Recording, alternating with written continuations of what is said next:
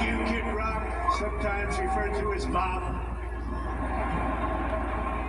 And thank you, Lee, right from the beginning. Thank you very much. What a talent. What a beautiful, beautiful song. Friends, delegates, and fellow citizens, I stand before you this evening with a message of confidence, strength, and hope. 4 months from now, we will have an incredible victory, and we will begin the 4 greatest years in the history of our country. Together we will launch a new era of safety, prosperity, and freedom for citizens of every race, religion, color, and creed. The discord and division in our society must be healed. We must heal it quickly. As Americans, we are bound together by a single fate and a shared destiny. We rise together or we fall apart. I am running to be president for all of America, not half of America, because there is no victory in winning for half of America.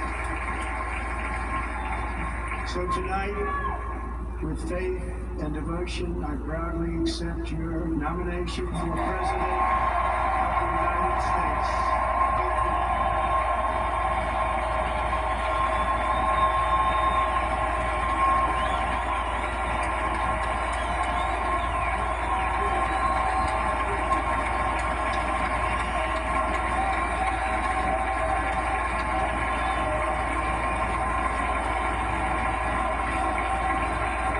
Thank you very much.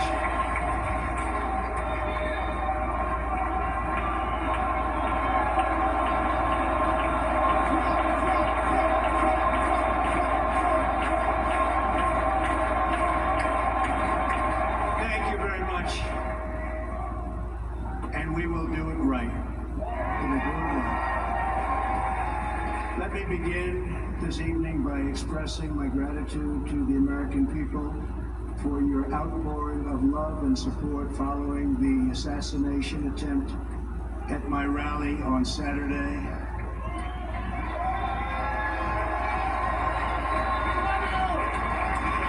As you already know, the assassin's bullet came within a quarter of an inch of taking my life. So many people have asked me, what happened? Tell us what happened, please. And therefore, I will tell you exactly what happened, and you'll never hear it from me a second time because it's actually too painful to tell.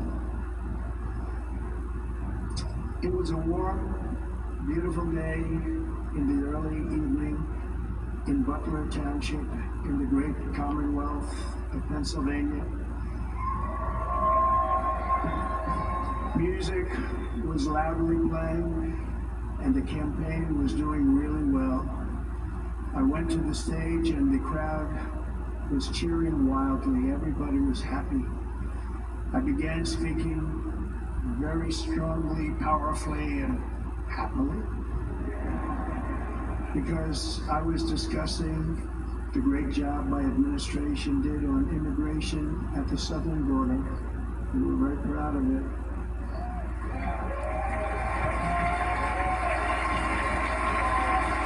Behind me and to the right was a large screen that was displaying a chart of border crossings under my leadership. The numbers were absolutely amazing. In order to see the chart, I started to, like this, turn to my right and was ready to begin a little bit further turn, which I'm very lucky I didn't do, when I heard a loud whizzing sound and felt something hit me really, really hard on my right ear. I said to myself, wow, what was that? It can only be a bullet. And moved my right hand to my ear, brought it down. My hand was covered with blood, just absolutely blood all over the place. I immediately knew it was very serious, that we were under attack, and in one movement proceeded to drop to the ground. Bullets were continuing to fly as very brave Secret Service agents rushed to the stage, and they really did, they rushed to the stage.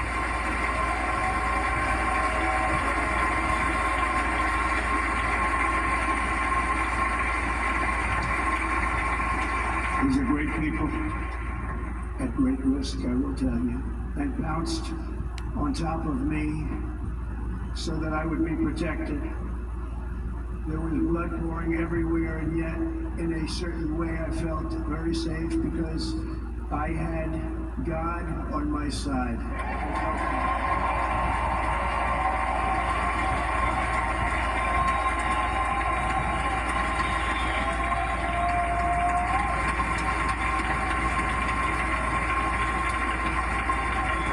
The amazing thing is that prior to the shot, if I had not moved my head at that very last instant, the assassin's bullet would have perfectly hit its mark, and I would not be here tonight. We would not be together.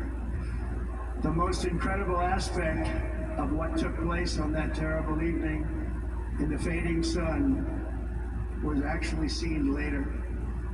In almost all cases, as you probably know, and when even a single bullet is fired, just a single bullet, and we had many bullets that were being fired, crowds run for the exits or stampede, but not in this case. It's very unusual.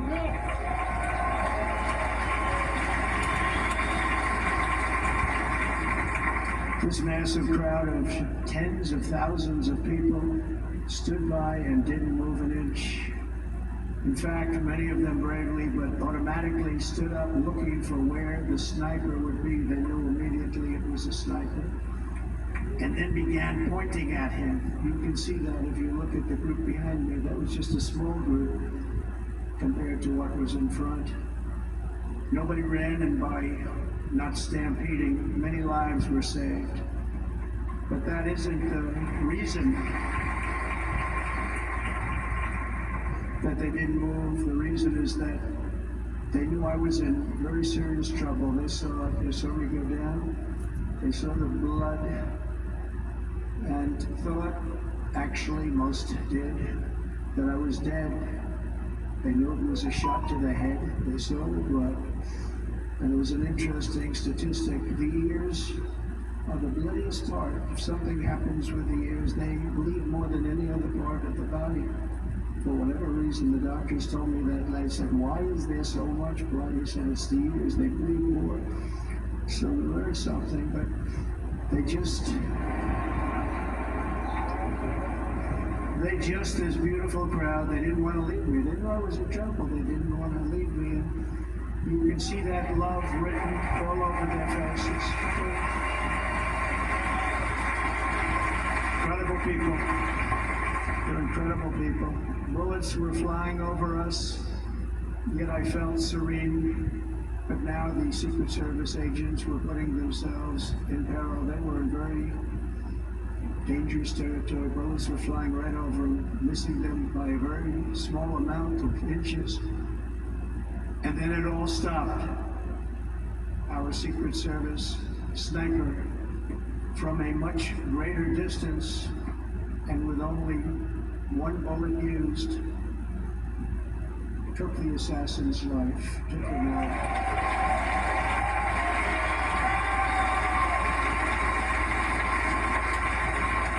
I'm not supposed to be here tonight. Not supposed to be here.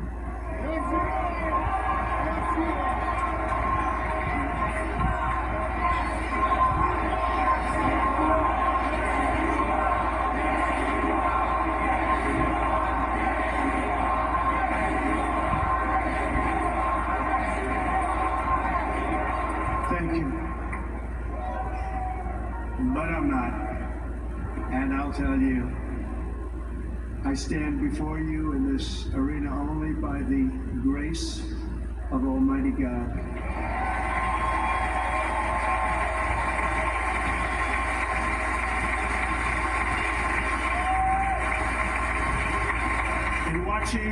reports over the last few days, many people say it was a providential moment. Probably was. When I rose surrounded by Secret Service, the crowd was confused because they thought I was dead, and there was great sorrow. I could see that on their faces as I looked out. They didn't know I was looking at it. They thought it was over. But I could see it. I wanted to do something to let them know I was okay. I raised my right arm, looked at the thousands and thousands of people that were breathlessly waiting, and started shouting, "Fight, fight, fight."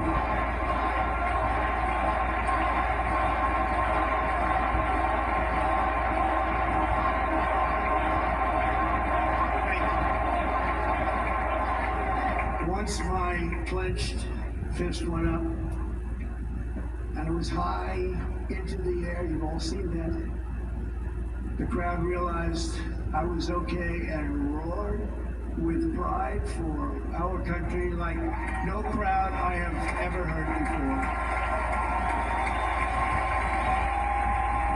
Never heard anything like it. For the rest of my life, I will be grateful for the love shown by that giant audience of patriots that stood bravely on that fateful evening in Pennsylvania. Tragically, the shooter claimed the life of one of our fellow Americans, Corey, compared to an unbelievable person, everybody tells me.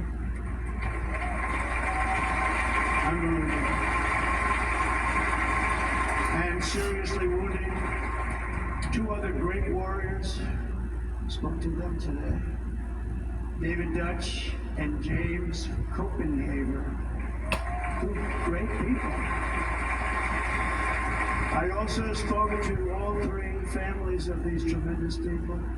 Our love and prayers are with them, and always will be. We're never going to forget them. They came for a great rally. They were serious Trumpsters, I want to tell you. They were serious Trumpsters, and still are. But Corey, unfortunately, we have to use the past tense. He was incredibly. He was a highly respected former fire chief, respected by everybody. He was accompanied by his wife, Helen, incredible woman I spoke to today, devastated, and two precious daughters. He lost his life selflessly acting as a human shield to protect them from flying bullets. He went right over the top of them and was hit. What a fine man he was.